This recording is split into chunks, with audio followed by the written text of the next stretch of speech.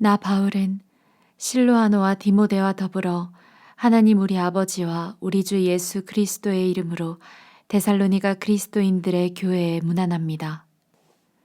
우리 하나님께서는 여러분에게 필요한 모든 것을 주시고 여러분이 되어야 할 모습으로 여러분을 만들어 주시는 분이십니다. 친구 여러분, 이 점을 알아두십시오. 우리가 여러분을 두고 거듭해서 하나님께 감사를 드리는 것은 즐거운 일이자 마땅한 의무이기도 합니다. 우리는 감사할 수밖에 없습니다. 여러분의 믿음이 눈에 띄게 자라고 서로에게 베푸는 여러분의 사랑이 놀랍도록 발전하고 있습니다. 그러니 우리가 감사드리는 것은 당연합니다. 우리는 여러분이 대단히 자랑스럽습니다. 여러분에게 온갖 고난이 닥쳤지만 여러분의 믿음이 흔들리지 않고 굳건하기 때문입니다. 우리는 교회에서 만나는 사람 누구에게나 여러분의 모든 것을 자랑합니다. 이 모든 고난은 하나님께서 여러분을 그 나라에 합당한 사람이 되게 하시겠다고 작정하신 분명한 표입니다. 여러분이 지금 고난을 겪고 있지만 정의 또한 다가오고 있습니다. 주 예수께서 강력한 천사들과 함께 하늘로부터 활활 타는 불꽃 가운데 나타나실 때 그분은 여러분에게 고난을 안겨준 자들에게 원한을 갚아주시는 것으로 셈을 치르실 것입니다. 그분의 오심은 우리가 고대하던 전환점이 될 것입니다. 하나님을 알려고 하지 않는 자들, 메시지에 순종하려고 하지 않는 자들은 자신들이 한 일에 대가를 치르게 될 것입니다. 그들은 주님과 주님의 찬란한 권능 앞에서 영원히 추방되는 벌을 받을 것입니다. 그러나 주님께서 오시는 날 그분을 따르고 그분을 믿는 모든 사람들은 그분을 높이고 찬양할 것입니다. 그것은 여러분이 우리가 전한 소식을 믿었기 때문입니다. 우리는 이 뜻밖의 날이 조만간 닥쳐오리라는 것을 알기에 늘 여러분을 위해 기도합니다. 우리 하나님께서 여러분을 그분의 부르심에 합당하게 하시고 여러분의 선한 생각과 믿음의 행위에 그분의 능력을 가득 채워주셔서 그것이 온전해지기를 기도합니다. 여러분의 삶이 예수의 이름을 드높이면 그분도 여러분을 높여주실 것입니다. 이 모든 일의 배후에는 은혜가 자리하고 있습니다. 자신을 값없이 내어주시는 우리 하나님, 자신을 값없이 내어주시는 주 예수 그리스도가 계십니다.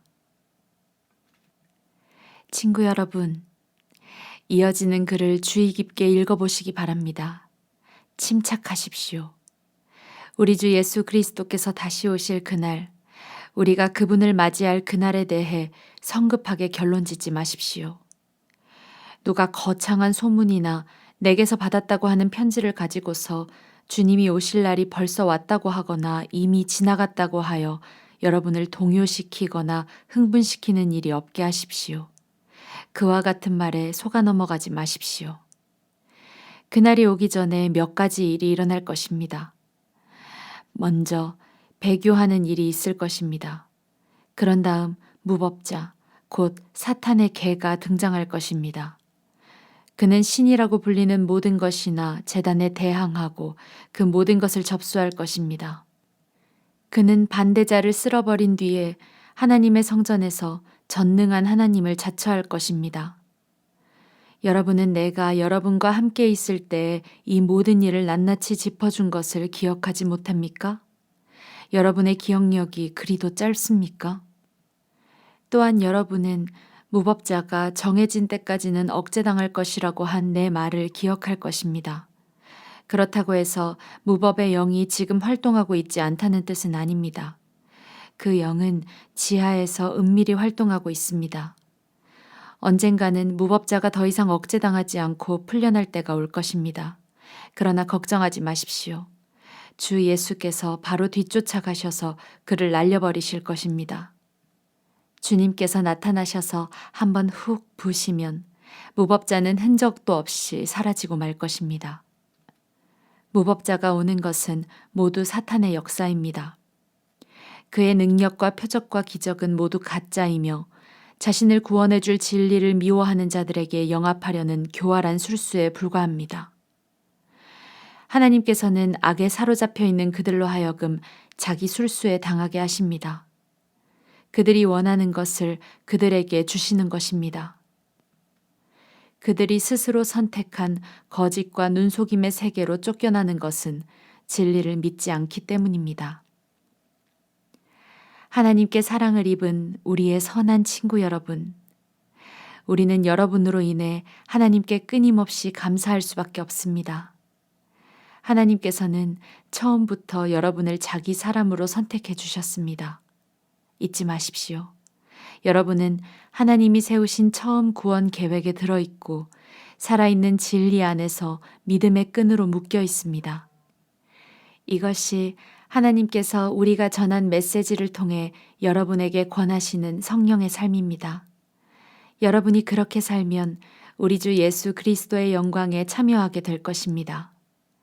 그러므로 친구 여러분, 땅에 발을 딛고 굳게 서서 머리를 치켜 드십시오. 우리의 말과 편지로 배운 가르침을 굳게 붙잡으십시오.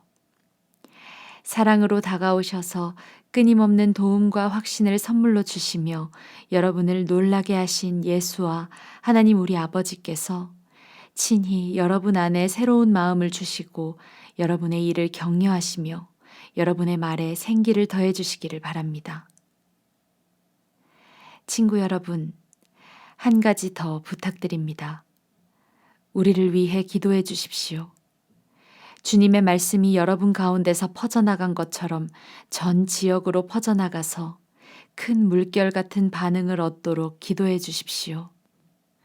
또한 우리를 파멸시키려는 악당들로부터 우리를 구해달라고 기도해 주십시오. 요즘 내가 느끼는 것은 믿는 사람이라고 해서 다 믿는 사람이 아니라는 것입니다. 그러나 주님께서는 절대로 우리를 저버리지 않으십니다. 그분은 신실하셔서 여러분을 악에서 지켜주실 것입니다. 주님으로 인해 우리는 여러분을 크게 신뢰하고 있습니다.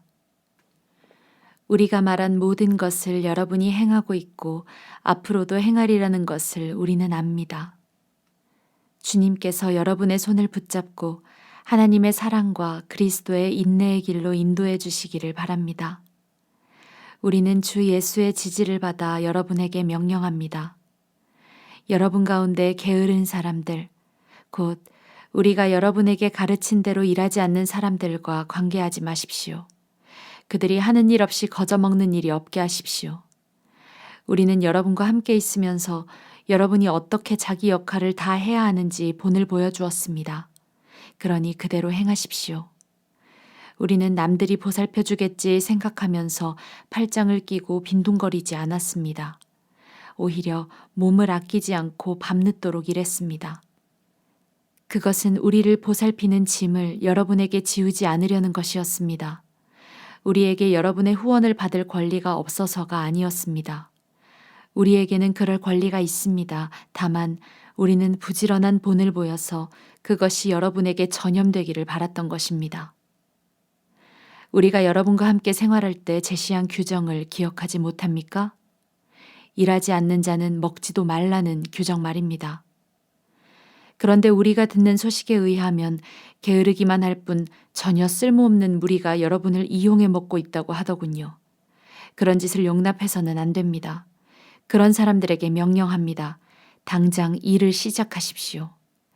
변명하거나 이 일을 달지 말고 손수 생활비를 버십시오. 친구 여러분, 일손을 놓지 말고 자기 본분을 다하십시오. 이 편지에 담긴 우리의 명확한 지시를 따르지 않는 사람이 있거든 내버려 두지 마십시오. 그런 사람을 지적하고 그의 무의도식을 눈감아주지 마십시오. 그러면 그는 다시 생각하게 될 것입니다. 그러나 그를 원수처럼 대하지는 마십시오. 그를 앉혀놓고 걱정하는 심정으로 그 문제를 꺼내 상의하십시오. 평화의 주님께서 언제나 서로 화목하게 지내는 선물을 여러분에게 주시기를 바랍니다. 참으로 주님께서 여러분 가운데 계시기를 바랍니다. 나 바울이 친필로 여러분에게 작별 인사를 합니다. 내가 보내는 모든 편지에는 이런 식으로 서명이 되어 있으니 내 서명을 보고 편지의 진위 여부를 가리십시오. 우리 주 예수 그리스도의 놀라운 은혜가 여러분 모두와 함께하기를 바랍니다.